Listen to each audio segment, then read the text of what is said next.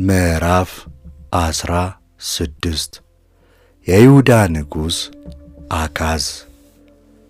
በሬሞልዩ ልጅ በፋቁሔ በ17ኛው ዓመት የይሁዳ ንጉሥ የኢዮአታም ልጅ አካዝ ነገሠ። አካዝ መንገሥ በጀመረ ጊዜ የ20 ዓመት ጎልማሳ ነበረ። በኢየሩሳሌምም 16 ዓመት ነገሠ። እንደ አባቱም እንደ ዳዊት በአምላኩ በእግዚአብሔር ፊት በታማኝነት ቅን ነገርን አላደረገም። ነገር ግን በእስራኤል ነገሥታት መንገድ ሄደ። ደግሞም እግዚአብሔር ከእስራኤል ልጆች ፊት እንዳሳደዳቸው እንደ አሕዛብ ርኵሰት ልጁን በእሳት ሰዋው። በመስገጃዎቹ በኮረብቶቹ ላይ በለመለመውም ዛፍ ሁሉ በታች ይሰዋና ያጥን ነበር። ያን ጊዜ የሶርያ ንጉሥ ራሶንና የእስራኤል ንጉሥ የሮሜልዩ ልጅ ፋቁሔ ሊዋጉ ወደ ኢየሩሳሌም ወጡ። አካዝንም ከበቡት፣ ሊያሸንፉት ግን አልቻሉም። በዚያም ዘመን የሶርያ ንጉሥ ራሶን ኤላትን ወደ ሶርያ መለሰላቸው። አይሁድንም ከኤላት አሳደደ። ኤዶማውያንም ወደ ኤላት መጥተው እስከ ዛሬ ድረስ በዚያ ይኖራሉ።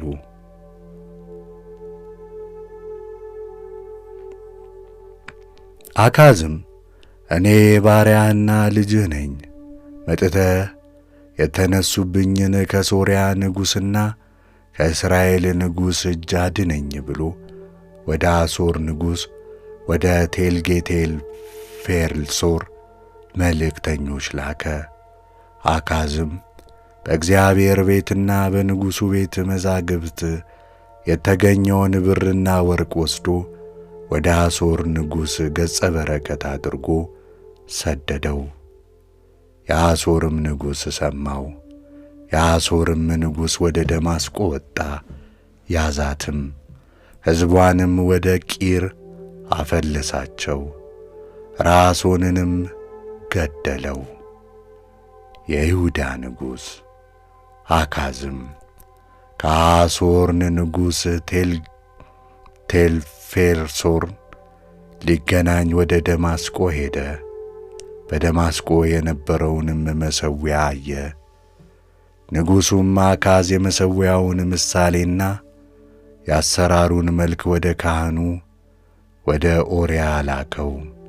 ካህኑም ኦርያ ንጉሡ አካዝ ከደማስቆ እንደ ላከለት መሠዊያውን ሁሉ ሠራ። እንዲሁም ካህኑ ኦርያ ንጉሡ አካዝ ከደማስቆ እስኪመጣ ድረስ ሠራው። ንጉሡም ከደማስቆ በመጣ ጊዜ መሠዊያውን አየ።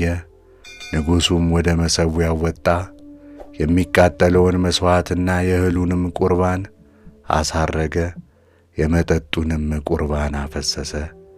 የድኅነቱንም መሥዋዕት ደም በመሠዊያው ላይ ረጨ።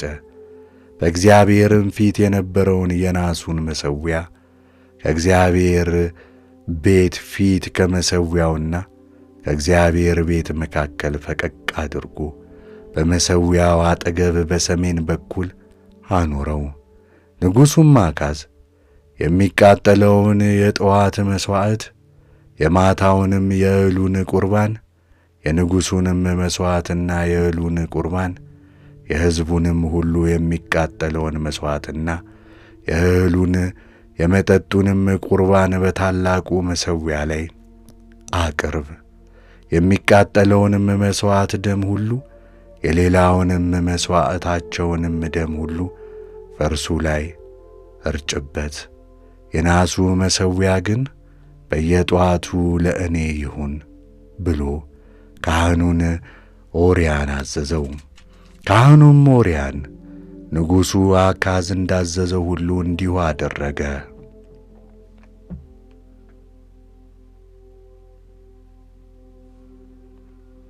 ንጉሡ አካዝም የመቀመጫዎችን ክፈፍ ቈረጠ፣ ከእነርሱም የመታጠቢያውን ሰኖች ወሰደ። ኩሬውንም ከበታቹ ከነበሩት ከናሱ በሬዎች አወረደው፣ በጠፍጣፋውም ድንጋይ ላይ አኖረው። በእግዚአብሔርም ቤት የዙፋኑን መሠረት ሠራ። ስለ አሦርም ንጉሥ በውጭ ያለውን የንጉሡን መግቢያ ወደ እግዚአብሔር ቤት አዞረው። የቀረውም አካዝ ያደረገው ነገር እነሆ በይሁዳ ነገሥታት የታሪክ መጽሐፍ የተጻፈ አይደለምን? አካዝም እንደ አባቶቹ አንቀላፋ፣ በዳዊትም ከተማ ተቀበረ። ልጁም ሕዝቅያስ በእርሱ ፋንታ ነገሠ። ምዕራፍ 17 የእስራኤል ንጉሥ ሆሴዕ። የይሁዳ ንጉሥ አካዝ በነገሠ በ12ኛው ዓመት የኤላ ልጅ ሆሴዕ በእስራኤል ላይ በሰማርያ 9 ዓመት ነገሠ። በእግዚአብሔርም ፊት ክፉ ነገርን አደረገ። ነገር ግን ከእርሱ አስቀድሞ እንደ ነበሩት እንደ እስራኤል ነገሥታት አልሆነም። የአሦርም ንጉሥ ስልምናሶር በእርሱ ላይ ዘመተ። ሆሴዕም ተገዛለት፣ ግብርም አመጣለት። የአሦርም ንጉሥ በሆሴዕ ላይ ዓመፅ አገኘ። መልእክተኞችን ወደ ግብፅ ንጉሥ ወደ ሴጎር ልኮ ነበርና እንደ ልማዱም በየዓመቱ ለአሦር ንጉሥ ግብር አልሰጠምና፣ ስለዚህ የአሦር ንጉሥ ተዋጋው፣ ይዞም በወህኒ ቤት አሰረው። የአሦር ንጉሥ በምድር ሁሉ ላይ ወጣ። ወደ ሰማርያም ወጥቶ 3 ዓመት ከበባት። በሆሴዕም በ9ኛ ዓመት በአሦር ንጉሥ ሰማርያን ያዘ። እስራኤልንም ወደ አሦር አፈለሰ። በሃላሄና በአቦር በጎዛንም ወንዝ በሜንዶም ከተማ አኖራቸው።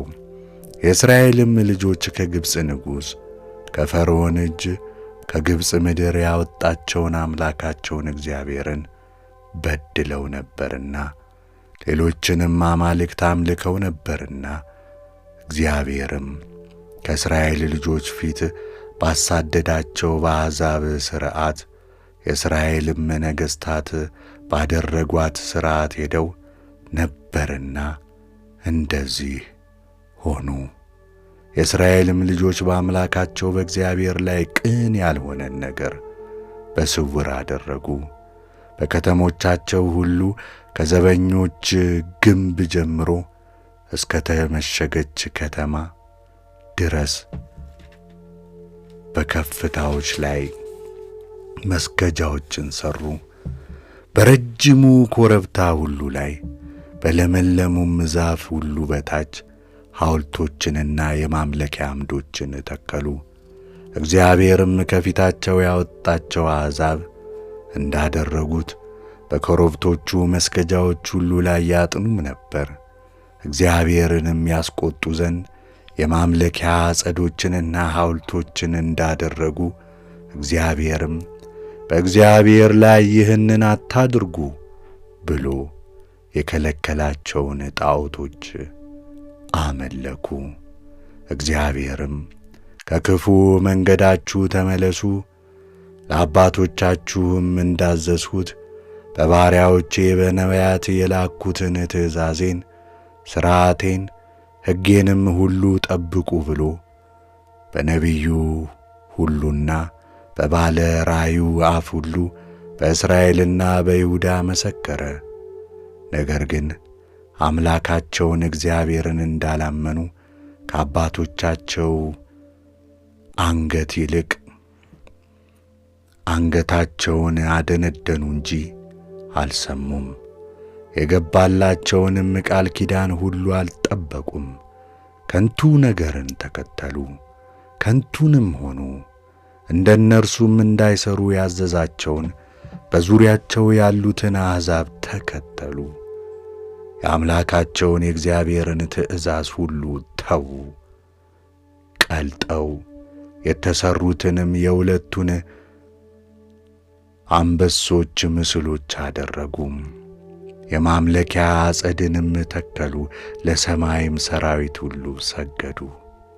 በዓልንም አመለኩ። ወንዶችና ሴቶች ልጆቻቸውንም በእሳት ሰዋቸው። ሟርተኞችና አስማተኞችም ሆኑ፣ ያስቈጡትም ዘንድ በእግዚአብሔር ፊት ክፉ ነገር ለማድረግ ራሳቸውን ሸጡ። ስለዚህም እግዚአብሔር በእስራኤል ላይ እጅግ ተቈጣ፣ ከፊቱም ጣላቸው። ከይሁዳም ነገድ ብቻ በቀር ማንም አልቀረም። ይሁዳም ደግሞ እስራኤል ባደረጋት ሥርዓት ሄደ እንጂ የአምላኩን የእግዚአብሔርን ትእዛዝ አልጠበቀም። እግዚአብሔርንም ተዉት።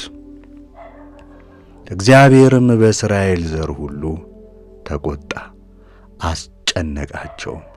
ከፊቱም እስኪጥላቸው ድረስ በዝባዦች እጅ አሳልፎ ሰጣቸው። እስራኤልም ከዳዊት ቤት ተለዩ፣ የናባጥንም ልጅ ኢዮርብዓምን አነገሡ። ኢዮርብዓምም እግዚአብሔርን ከመከተል እስራኤልን መለሰ፣ ታላቅም ኀጢአት አሠራቸው። የእስራኤልም ልጆች ኢዮርብዓም ባደረገው ኀጢአት ሁሉ ሄዱ። እግዚአብሔርም በባሪያዎቹ በነቢያት ሁሉ አፍ እንደ ተናገረ እስራኤልን ከፊቱ እስኪያወጣ ድረስ ከእርሷ አልራቁም። እስራኤልም እስከ ዛሬ ድረስ ከምድሩ ወደ አሦር ፈለሰ። የአሦርም ንጉሥ ከባቢሎንና ከኩታ ከአዋና ከሐማት ከሴፌርዋይም ሰዎችን አመጣ። በእስራኤልም ልጆች ፋንታ በሰማርያ ከተሞች አኖራቸው። ሰማርያንም ወረሷት፣ በከተሞቿም ተቀመጡ። በዚያም መቀመጥ በጀመሩ ጊዜ እግዚአብሔርን አይፈሩትም ነበር። እግዚአብሔርም አንበሶችን ሰደደባቸው፣ ይገድሏቸውም ነበር። ስለዚህም ለአሦር ንጉሥ ያፈለስካቸው በሰማርያ ከተሞች ያኖርካቸው አሕዛቦች የአገሩን አምላክ ሕግ አላወቁም፣ የሀገሩንም አምላክ ሕግ አላወቁምና አንበሶችን ሰዶባቸዋል፣ እነሆም እየገደሏቸው ነው ብሎ ተናገሩት። የአሦርም ንጉሥ ከዚያ ካመጣኋቸው ካህናት አንዱን ውሰዱ፣ ሄዶም በዚያ ይቀመጥ፣ የሀገሩንም አምላክ ሕግ ያስተምራቸው ብሎ አዘዘ። ከሰማርያ ካፈለሷቸው ካህናት አንዱ ወስደው በቤቴል አኖሩት። ያም ካህን እግዚአብሔርን እንዴት እንደሚፈሩት ያስተምሯቸው ነበር። በየሕዝባቸው አምላኮቻቸውን አደረጉ።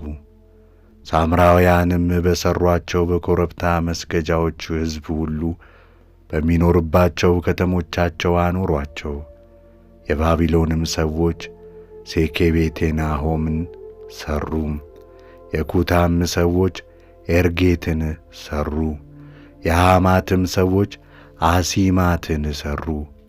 አዋውያንም ኤል ባዝርንና ተርታቅን ሠሩ። የሴፌራዋይም ሰዎች ለሴፌራዋይ አማልክት ለአድራ ሜሌክና ለአኔሜሌክ ልጆቻቸውን በእሳት ይዘው ይሰዉ ነበር። እግዚአብሔርንም ይፈሩ ነበር።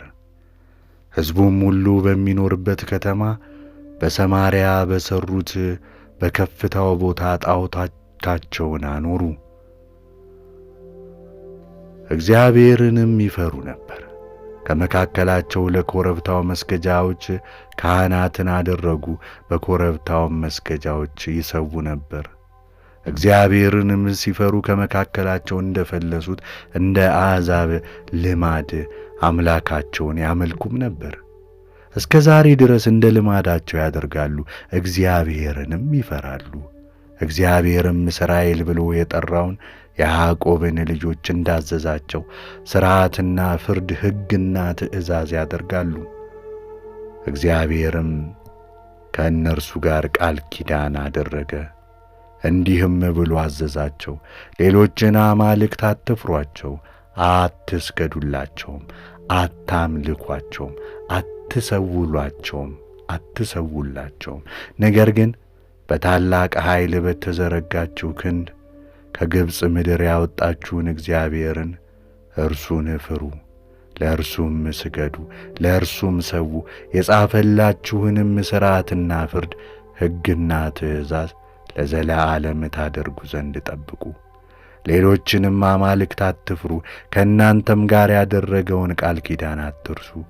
ሌሎችንም አማልክት አትፍሩ፣ ነገር ግን አምላካችሁ እግዚአብሔርን ፍሩ።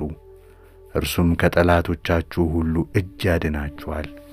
ነገር ግን እነርሱ እንደሚያደርጉት ልማዳቸውን አትስሙ። እነዚህም አሕዛብ እግዚአብሔርን ይፈሩ ነበር፣ ደግሞም የተቀረጹ ምስሎቻቸውን ያመልኩ ነበር። ልጆቻቸውንም የልጅ ልጆቻቸውንም አባቶቻቸው እንዳደረጉ እስከ ዛሬ ድረስ እንዲሁ ያደርጋሉ።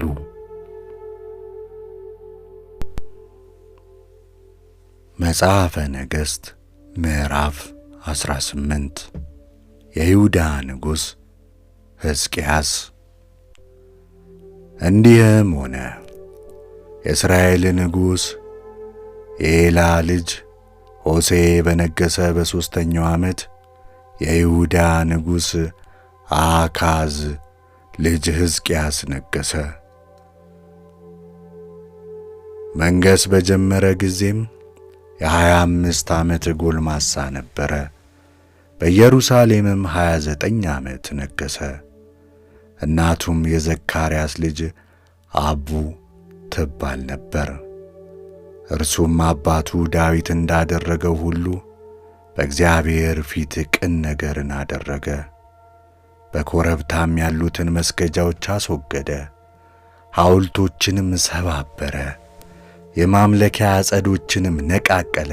የእስራኤል ልጆች እስከዚህ ዘመን ድረስ ያጥኑለት የነበርና ሙሴ የሠራውን የናሱን እባብ አጠፋ። ስሙንም ነሁስታን ብሎ ጠራው። በእስራኤልም አምላክ በእግዚአብሔር ታመነ። በእርሱም በፊት ከነበሩት ከይሁዳ ነገሥታት ሁሉ እርሱን የሚመስል አልነበረም። እግዚአብሔርንም ተከተለ፣ እርሱንም ከመከተል አልራቀም። እግዚአብሔርም ለሙሴ ያዘዘውን ትእዛዛቱን ጠበቀ። በሚሠራውም ሥራ ሁሉ እግዚአብሔር ከእርሱ ጋር ነበረ። በአሦርም ንጉሥ ላይ ዐመፀ፣ አልተገዛለትምም። ፍልስጤማውያንንም እስከ ጋዛና እስከ ዳርቻዋ ድረስ ከዘበኞች ግንብ ጀምሮ እስከ ምሽጉ ከተማ ድረስ አጠፋ። ሕዝቅያስ በነገሠ በአራተኛው ዓመት የእስራኤል ንጉሥ የኤላ ልጅ ሆሴዕ በነገሠ በሰባተኛው ዓመት የአሦር ንጉሥ ስልምናሶር ወደ ሰማርያ ወጣ፣ ከበባትም። በሦስተኛውም ዓመት ያዛት። በሕዝቅያስ በስድስተኛው ዓመተ መንግሥት በእስራኤል ንጉሥ በሆሴዕ በዘጠነኛው ዓመት መንግሥት ሰማርያ ተያዘች። የአሦርም ንጉሥ እስራኤልን ወደ አሦር አፈለሰ። በአላሂና በአቦር በጎዛንም ወንዝ በሜዶንም አውራጃዎች አኖራቸው። የአምላካቸውንም የእግዚአብሔርን ቃል አልሰሙምና ቃል ኪዳኑንም አፍርሰዋልና የእግዚአብሔርም ባሪያ ሙሴ ያዘዘውን ሁሉ አልሰሙምና አላደረጉምና። ሕዝቅያስም በነገሠ በ14ኛው ዓመት የአሦር ንጉሥ ሰናክሬም ወደ ይሁዳ ወደ ተመሸጉት ከተሞች ሁሉ ወጣ፣ ወሰዳቸውም። የይሁዳም ንጉሥ ሕዝቅያስ በድያለሁ፣ ከእኔ ተመለስ፣ የምትጭንብኝንም ሁሉ እሸከማለሁ ብሎ ወደ አሦር ንጉሥ ወደ ለኪሶ መልእክተኞችን ላከ። የአሦርም ንጉሥ በይሁዳ ንጉሥ በሕዝቅያስ ላይ 300 መክሊት ብርና 30 መክሊት ወርቅ ጫነበት። ሕዝቅያስም በእግዚአብሔር ቤትና በንጉሡ ቤተ መዛግብት የተገኘውን ብር ሁሉ ሰጠው። በዚያ ጊዜ ሕዝቅያስ ከእግዚአብሔር መቅደስ ደጆችና የይሁዳ ንጉሥ ሕዝቅያስ ከለበጣቸው መቃኖች ወርቁን ቈረጠ፣ ለአሦርም ንጉሥ ሰጠው።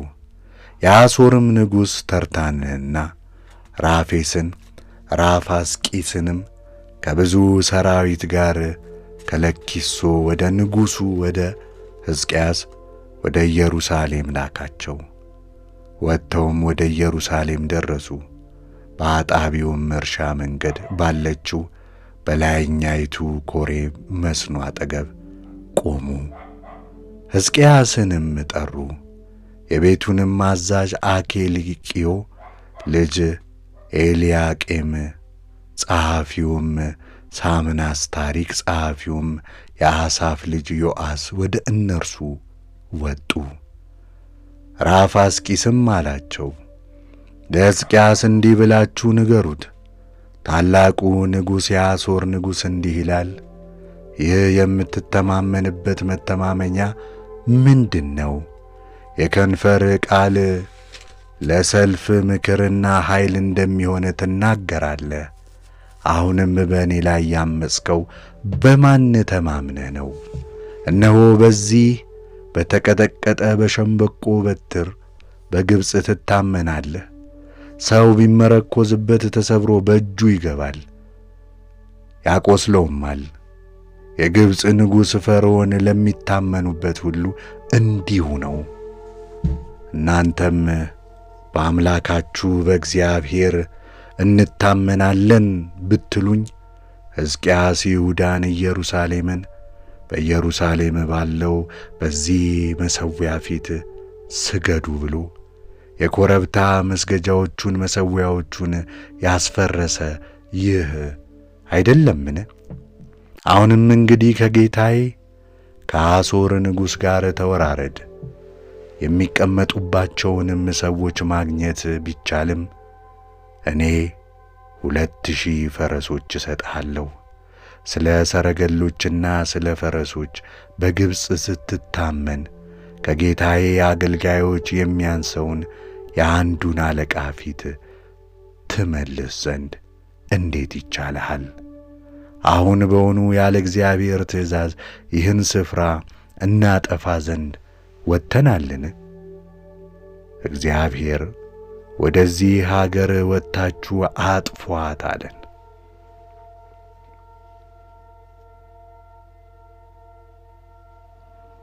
የኬልቅዮም ልጅ ኤልያቄም፣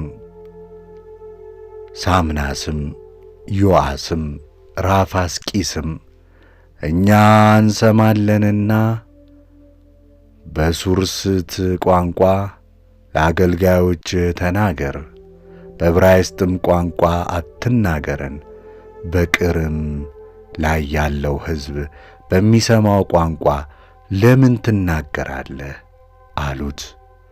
ራፋስቂስ ግን በውኑ ጌታዬ ይህን ቃል እናገር ዘንድ ወደ እናንተና ወደ ጌታችሁ ልኮኛልን?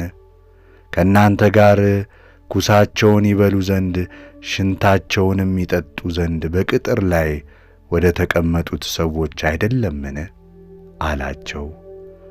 ራፋስቂስም ቆሞ በታላቅ ድምፅ በዕብራይስጥ ቋንቋ እንዲህ ብሎ ጮኸ፣ የታላቁን የአሦር ንጉሥ ቃል ስሙ። ንጉሥ እንዲህ ይላል፣ ከእጄ ያድናችሁ ዘንድ አይችልምና ሕዝቅያስ አያታላችሁ። ሕዝቅያስም እግዚአብሔር በእርግጥ ያድነናል፣ ይህችንም ከተማ የአሦር ንጉሥ ሊይዛት አይችልም እያለ በእግዚአብሔር እንድትታመኑ አያድርጋችሁ። ሕዝቅያስንም አትስሙ። የአሦር ንጉሥ እንዲህ ይላል፣ ከእኔ ጋር ታረቁ፣ ወደ እኔም ውጡ፣ እያንዳንዳችሁም ከወይናችሁና ከበለሳችሁ ብሉ፣ ከጉድጓዳችሁም ውሃን ጠጡ። ይህም መጥቼ ምድራችሁን ወደምትመስለው ምድር እህልና የወይን ጠጅ እንጀራና ወይን ወይራና ማር ወዳለባት ምድር እስካፈልሳችሁ ድረስ በሕይወት እንድትኖሩ እንዳትሞቱም ነው። ሕዝቅያስ እግዚአብሔር ያድናችኋል ብሎ ያታልላችኋልና አትስሙት። በውኑ የአሕዛብ አማልክት አገሮቻቸውን ከአሦር ንጉሥ እጅ አድነዋልን? የኤማትና የአርፋድ አማልክት ወዴትስ አሉ? የሴፋርዋይም የሄና የኢዋም አማልክት ወዴት አሉ? ሰማርያን ከእጄ አድነዋታልን? እግዚአብሔር ኢየሩሳሌምን ከእጄ ያድናት ዘንድ ከሀገሮቹ አማልክት ሁሉ ሀገሩን ከእጄ ያዳነ ማን ነው? ሕዝቡም ዝም አሉ፣ አንዳችም ቃል አልመለሱለትም። ንጉሡን እንዳይመልሱለት አዝዞ ነበርና የቤቱ አዛዥ የኬልቅዮ ልጅ ኤልያቄም፣ ጸሐፊው ሳምናስ፣ ታሪክ ጸሐፊው የአሳፍ ልጅ ዮአስ ልብሳቸውን ቀድደው ወደ ሕዝቅያስ ገቡ፣ የራፋስቂስንም ቃል ነገሩት። መጽሐፈ ነገሥት ካልዕ ምዕራፍ 19 ሕዝቅያስ የኢሳይያስን ምክር እንደ ጠየቀ። ንጉሡም ሕዝቅያስ ይህን በሰማ ጊዜ ልብሱን ቀደደ፣ ማቅም ለበሰ፣ ወደ እግዚአብሔርም ቤት ገባ። የቤቱንም አዛዥ ኤልያቄምን፣ ጸሐፊውንም ሳምናስን፣ የካህናቱንም አለቆች ማቅ ለብሰው ወደ አሞጽ ልጅ ወደ ነቢዩ ኢሳይያስ ይሄዱ ዘንድ ላካቸው። እነርሱም አሉት፣ ሕዝቅያስ እንዲህ ይላል፣ ይህ ቀን የመከራና የተግሣጽ የዘለፋም ቀን ነው። ልጆች የሚወለዱበት ጊዜ ደርሷል። እናትም ለማማጥ ኃይል የላትም። ምናልባት በሕያው አምላክ ላይ ይገዳደር ዘንድ ጌታው የአሦር ንጉሥ የላከውን የራፋስቂስን ቃል ሁሉ አምላክህ እግዚአብሔር ይሰማ እንደሆን አምላክህ እግዚአብሔርም ስለ ሰማው ቃል ይገሥጸው ዘንድ እንደሆን ስለዚህ ለቀረው ቅሬታ ጸልይ። እንዲሁ የንጉሡ የሕዝቅያስ ብላቴኖች ወደ ኢሳይያስ መጡ። ኢሳይያስም አላቸው፣ ለጌታችሁ እንዲህ በሉት፣ እግዚአብሔር እንዲህ ይላል፣ የአሦር ንጉሥ ብላቴኖች ስለ ተሳደቡት ስለ ሰማኸው ቃል አትፍራ። እነሆ በላዩ መንፈስን እሰዳለሁ፣ ወሬንም ይሰማል፣ ወደ ምድርም ይመለሳል፣ በምድሩም በሰይፍ እንዲወድቅ አደርገዋለሁ በሉት። የአሦርም ንጉሥ ከለኪሶ እንደ ራቀ ሰምቶ ነበርና ራፋስቂስ ተመልሶ በሎምና ሲዋጋ አገኘው። እርሱም የኢትዮጵያ ንጉሥ ቲርሐቅ ሊዋጋህ መጥቷል የሚል ወሬ በሰማ ጊዜ ተመልሶ ወደ ሕዝቅያስ መልእክተኞችን ላከ፣ እንዲህ ሲል፣ ለይሁዳ ንጉሥ ለሕዝቅያስ እንዲህ ብላችሁ ንገሩት፣ ኢየሩሳሌም በአሦር ንጉሥ እጅ አትሰጥም ብሎ የምትታመንበት አምላክህ አያታልልህ።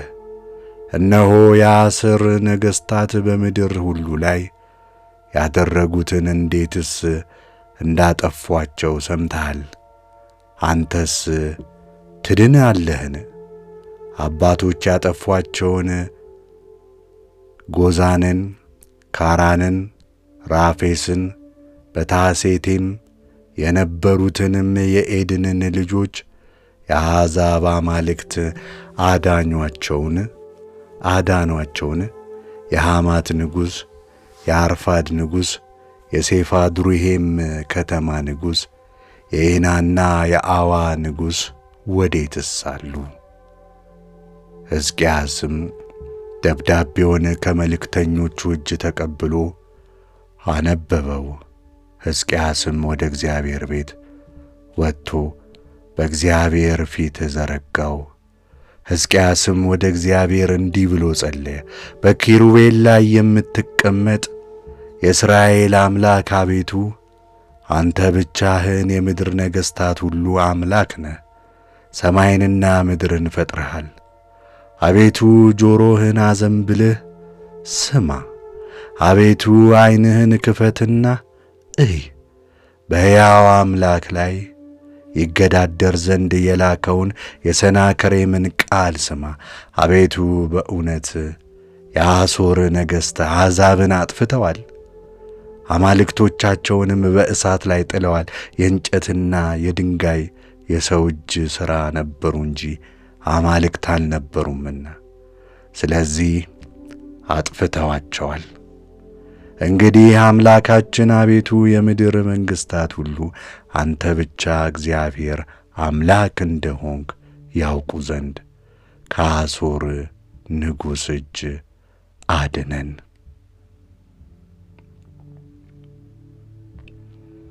የአሞጽ ልጅ ኢሳይያስ እንዲህ ብሎ ወደ ሕዝቅያስ ላከ። የሰራዊት ጌታ የእስራኤል አምላክ እግዚአብሔር እንዲህ ይላል፣ ስለ አሦር ንጉሥ ስለ ሰናክሬም ወደ እኔ የለመኸውን ሰምቻለሁ። ድንግሊቱ የጽዮን ልጅ ሰድቦሻልና ንቆሻልምና የኢየሩሳሌም ልጅ በአንቺ ላይ ራሱን ነቅንቋልና እግዚአብሔር በእርሱ ላይ የተናገረው ቃል ይህ ነው። የተገዳደርኸው የሰደብኸውስ ማን ነው? ቃልህስ ከፍ ከፍ ያደረግኸው ዐይንህንም ወደ ላይ ያነሳኸው በማን ላይ ነው? በእስራኤል ቅዱስ ላይ ነው። አንተስ በመልእክተኞችህ እጅ በእግዚአብሔር ላይ ተገዳደርህ። እንዲህም አልህ፣ በሰረገላዬ ብዛት ወደ ተራሮች ከፍታ ወደ ሊባኖስ ጥግ እወጣለሁ። ረጃጅሞችን ዝግባዎችም የተመረጡትንም ጥዶች እቈርጣለሁ። ወደ ሀገሩም ዳርቻና ወደ ቄርሜሎስ ዱር እገባለሁ። ዕረፍት አደረግሁ፣ የባዕድ ውሃንም ጠጣሁ። የተገደበውንም ውሃ ሁሉ በእግሬ ጫማ አደርቃለሁ። እኔ ጥንቱን እንደ ሠራሁት ቀድሞንም እንዳደረግሁት አልሰማህምን? አሁንስ የተመሸጉትን ከተሞች የፍርስራሽ ክምር እስኪሆኑ ድረስ እንድታፈርስ አደረግሁ። ስለዚህ የሚኖሩባቸው ሰዎች እጆቻቸው ዝለዋል፣ ደንግጠውም አፍረዋል። እንደ ምድረ በዳ ሣር እንደ ለምለምም ቡቃያ በሰገነትም ላይ እንዳለ ሣር ሳይሸት ዋግ እንደ መታውም እህል ሆነዋል። እኔ ግን መቀመጫህንና መውጫህን መግቢያህንም በእኔም ላይ የተቈጣኸውን ቁጣ አውቄአለሁ። ቁጣህና ትዕቢትህ ወደ ጆሮዬ ደርሶአልና፣ ስለዚህ ስናጋዬን በአፍንጫህ ልጓሜንም በከንፈርህ አደርጋለሁ። በመጣህበት መንገድም እመልስሃለሁ። ይህም ለአንተ ምልክት ይሆንልሃል። በዚህ ዓመት የገቦንም 2ኛው ዓመት ከገቦው የበቀለውን ትበላለህ። በሦስተኛው ዓመት ትዘራለህ፣ ታጭድማለህ፣ ወይንም ትተክላለህ፣ ፍሬውንም ትበላለህ። የዳነው የይሁዳ ቤት ቅሬታ ሥሩን ወደ ታች ይሰዳል፣ ወደ ላይም ያፈራል። ከኢየሩሳሌም ቅሬታ ከጽዮንም ተራራ የዳነ ይወጣልና የሠራዊት ጌታ እግዚአብሔር ቅንዓት ይህን ያደርጋል። እንደዚህ አይደለምን? እግዚአብሔር ስለ አሦር ንጉሥ እንዲህ ይላል፣ ወደዚህች ከተማ አይገባም፣ ፍላጻውንም አይወረውርባትም፣ በጋሻም አይመጣባትም፣ የአፈርንም ድልድይ አይደለድልባትም። በመጣበት መንገድ በዚያ ይመለሳል እንጂ በዚህም ከተማ አይገባም ይላል እግዚአብሔር። ስለ እኔም ስለ ባሪያዬ ስለ ዳዊትም ይህችን ከተማ እጋርዳታለሁ። በዚያችም ሌሊት በእግዚአብሔር መልአክ መጣ። የእግዚአብሔር መልአክ መጣ፣ በአሦራውያንም ሰፈር 185,000 ገደለ። ማለዳም በተነሱ ጊዜ እነሆ ሁሉ በድኖች ነበሩ። የአሦርም ንጉሥ ሰናክሬም ተነስቶ ሄደ፣ ተመልሶም በነነዌ ተቀመጠ። በአምላኩም በሲድራክ ቤት ሲሰግድ ልጆቹ አድራሜክና ሶርሶር በሰይፍ ገደሉት። ወደ አራራትም ሀገር ኮበለሉ። ልጁም አስራዶን በእርሱ ፋንታ ነገሠ። ምዕራፍ 20 የንጉሥ ሕዝቅያስ መፈወስ። በዚያም ወራት ሕዝቅያስ ታመመ፣ ለሞትም ደረሰ። ነቢዩም የአሞጽ ልጅ ኢሳይያስ ወደ እርሱ መጥቶ እግዚአብሔር እንዲህ ይላል፣ ትሞታለህ እንጂ በሕይወት አትኖርምና ቤትህን አስተካክል አለው። ሕዝቅያስም ፊቱን ወደ ግድግዳው መልሶ እንዲህ ሲል ወደ እግዚአብሔር ጸለየ። አቤቱ በፊትህ በእውነትና በፍጹም ልብ እንደሄድሁ መልካም ነገርም እንዳደረግሁ አስብ። ሕዝቅያስም እጅግ አለቀሰ። ኢሳይያስም ወደ መካከለኛው አደባባይ ሲደርስ እግዚአብሔር ተናገረው፣ እንዲህም አለው፣ ተመልሰ የሕዝቤን ንጉሥ ሕዝቅያስን እንዲህ በለው፣ የአባትህ የዳዊት አምላክ እግዚአብሔር እንዲህ ይላል፣ ጸሎትህን ሰምቻለሁ፣ እምባህንም አይቻለሁ። እነሆ እኔ እፈውስሃለሁ። እስከ 3 ቀንም ድረስ ወደ እግዚአብሔር ቤት ትወጣለህ። በዕድሜህም ላይ 15 ዓመት እጨምራለሁ። አንተንና ይህችን ከተማ ከአሦር ንጉሥ እጅ እታደጋለሁ። ስለ እኔ ስለ ባሪያዬ ስለ ዳዊት ይህችን ከተማ እጋርዳታለሁ። ኢሳይያስም አለው፣ የበለስ ጥፍጥፍ አምጥተ በእባጭ ላይ አድርግ ትፈወሳለህም። ሕዝቅያስም ኢሳይያስን እግዚአብሔር እንዲፈውሰኝ እኔስ እስከ 3 ቀን ድረስ ወደ እግዚአብሔር ቤት እንድወጣ ምልክቱ ምንድነው? አለው። ኢሳይያስም እግዚአብሔር የተናገረውን ነገር እንዲፈጽመው ከእግዚአብሔር ዘንድ ምልክቱ ይህ ይሆንልሃል፣ ጥላው 10 ደረጃ ወደ ፊት ይሂድን ወይስ 10 ደረጃ ወደ ኋላ ይመለስ? አለ። ሕዝቅያስም ኢሳይያስን ጥላው 10 ደረጃ ቢጨምር ቀላል ነገር ነው፣ እንዲህ አይሁን፣ ነገር ግን ጥላው 10 ደረጃ ወደ ኋላ ይመለስ አለው። ነቢዩም ኢሳይያስ ወደ እግዚአብሔር ጮኸ፣ ጥላውም 10 ደረጃ ወደ ኋላ ተመለሰ። በዚያም ወራት የባቢሎን ንጉሥ መሮዳህ ሕዝቅያስን እንደ ታመመ ሰምቶ ነበርና የበልዳንን ልጅ በልዳንን ከመጻሕፍትና እጅ መንሻ ጋር ወደ ሕዝቅያስ ላከ። ሕዝቅያስም በእነርሱ ደስ አለው። ግምጃ ቤቱንም ሁሉ፣ ብሩንም፣ ወርቁንም፣ ሽቱንም፣ የከበረውንም ዘይት መሣሪያም ያለበትን ቤት፣ በቤተ መዛግብቱ የተገኘውን ሁሉ አሳያቸው።